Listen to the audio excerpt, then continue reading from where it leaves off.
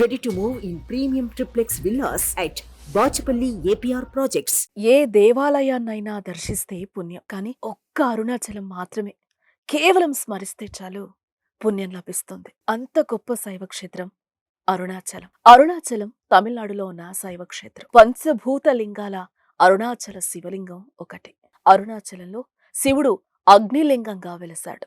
గర్భాలయంలో స్వామివారికి సేవలు చేసే అర్చకులు చెమటతో తడిసి కనిపిస్తారు. అంతరాలయ దర్శనం చేసుకున్న భక్తులకు కూడా ఈ వేడి అనుభవంలోకొస్తుంది. అరుణాచలంలో ఉన్న శివుడిని అరుణాచలేశ్వరుడు అని పిలుస్తారు. ఈ స్వామి దేవేరిగా పూజలు అందుకుంటున్నది ఆ పీతాకుచాంబ. కాశ్యాంతే మరణం ముక్తి స్మరణాత్ అరుణాచలం అని అంటారు. కాశీలో మరణిస్తే ముక్తి కాని అరుణాచలాన్ని స్మరిస్తే చాలు ముక్తి లభిస్తుంది.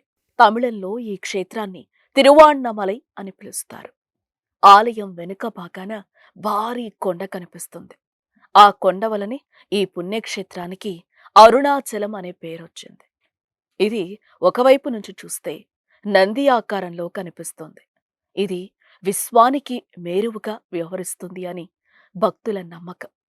మరోవైపు చూస్తే తపస్సులో ఉన్న శివుడి ఆకారంలో కనిపిస్తోంది.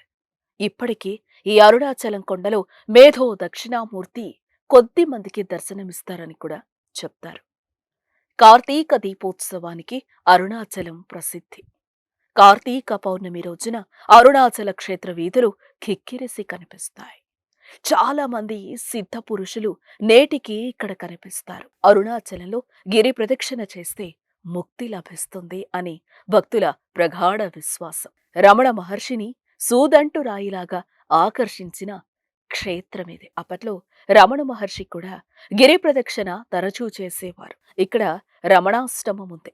రమణ మహర్షి బోధనలు, పుస్తకాలను అనుసరించేవారు ప్రపంచ వ్యాపితంగా ఉన్నారు. రమణ మహర్షిని అనుసరించి ఇక్కడికొచ్చేవారిలో విదేశీయులే అధికంగా ఉంటారు. ఇక్కడ ఆసక్తికరమైన విషయం ఏంటి అంటే, అరుణాచలం వచ్చిన తర్వాత అనేక మంది విదేశీయులు తమ పేర్లను మార్చుకున్నారు.